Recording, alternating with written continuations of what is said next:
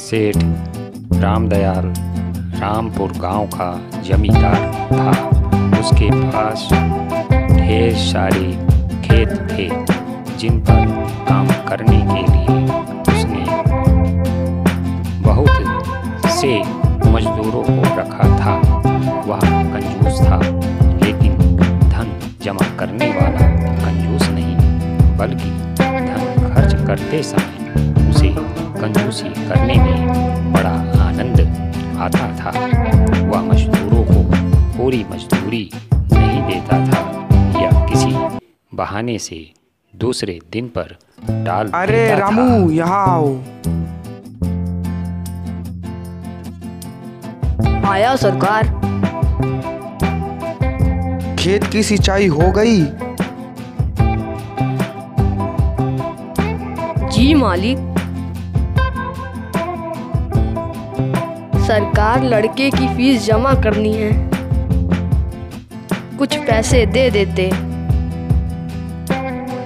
अरे रामू, फीस ही तो जमा करनी है, 5-6 दिन बाद ले लेना।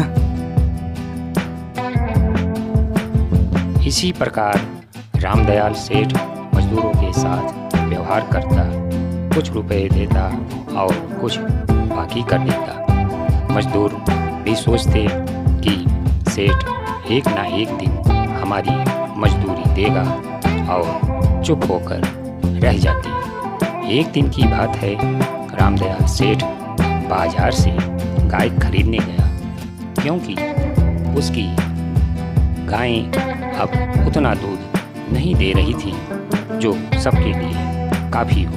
बाजार में उसने 2 गायों को पसंद किया और मोल भाव कर दाम तय किया।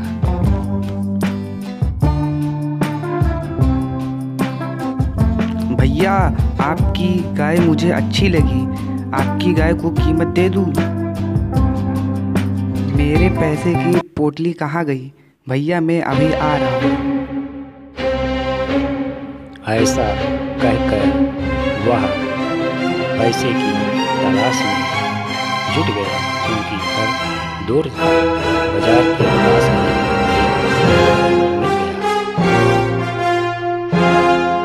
साहू जी, हमें कुछ पैसे की आवश्यकता थी, कृपया दे देते। देखिए सेठ जी, रुपया पाने के लिए आपको कुछ गिरवी जमानत रखनी होगी, तभी मैं आपको पैसे दूंगा। देखिए साहू जी, मेरे पास दादा की सोने की कटार है, जिसे मैं जमानत में रख देता हूँ। ठीक है, लाओ कटार और ये लो पैसा।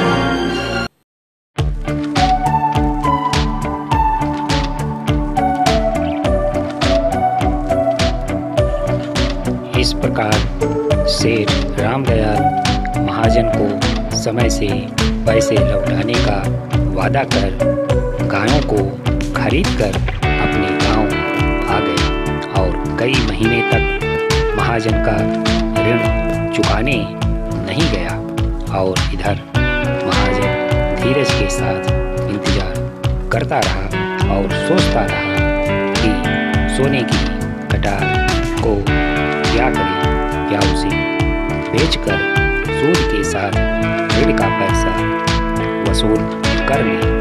लेकिन महाजन से कटार लेगा कौन? एक दिन महाजन ने अपने नौकर को सेठ रामदयाल के यहाँ भेजा।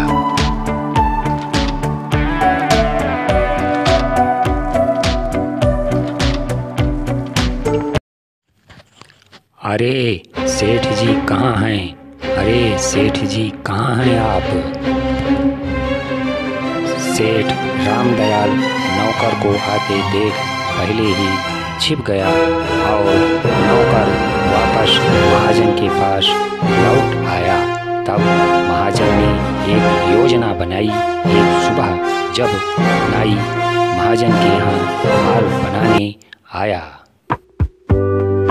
ठीक है, एक बात बताऊं, मैंने सेठ रामदयाल को सोने की कटार गिरवी रखकर उसको पैसे दी, लेकिन वह समय पर पैसे नहीं दे रहा है और उसकी सोने की कटार चोरी हो गई। अब सेठ आएगा तो मैं उसको उसकी कटार कहाँ से दूंगा। यह सब बातें महाजन ने नाई को बतलाई और नाई ने आकर पूरी बात पूरे गांव में फैला दी। जब यह बात सेठ रामदयाल ने सुनी तो बहुत खुश हुआ। हाँ, बहुत अच्छा। अब मैं जाकर महाराज से अपनी सोने की कटार मांगता हूँ, तब वहाँ मुझे कैसे देगा और मुझे ऋण देने से छुटकारा मिल जाएगा। सेठ रामदयाल महाजन के घर जाता है।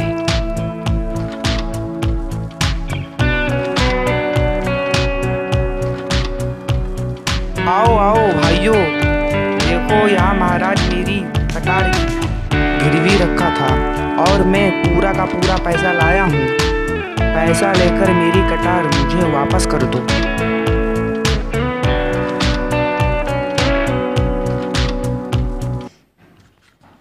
क्या बात है, इतना हल्ला क्यों मचाए हो सेठ रामदयाल?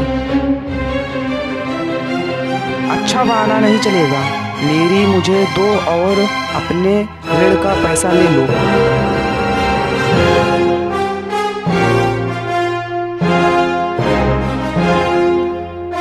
महाजन घर के अंदर कटार लेने चला गया। काफी देर लग रही थी।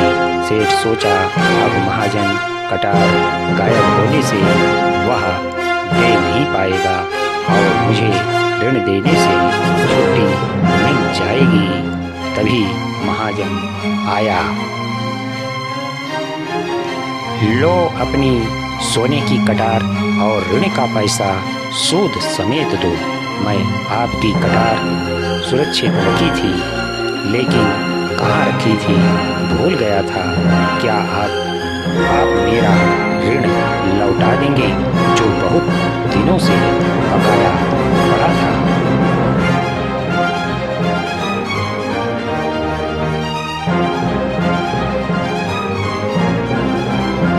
लो भैया महाजन, आपकी ऋण की पैसे।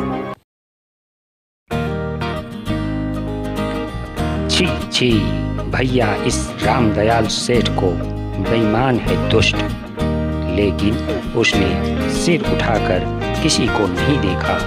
रामदयाल सेठ को एक सीख मिल गई थी। जिन लोगों को उसके अपमान और शर्मिंदगी से लाभ पहुंचा था, उसके खेतिहर मजदूर थे, उन्होंने अब समय पर मिलने लगी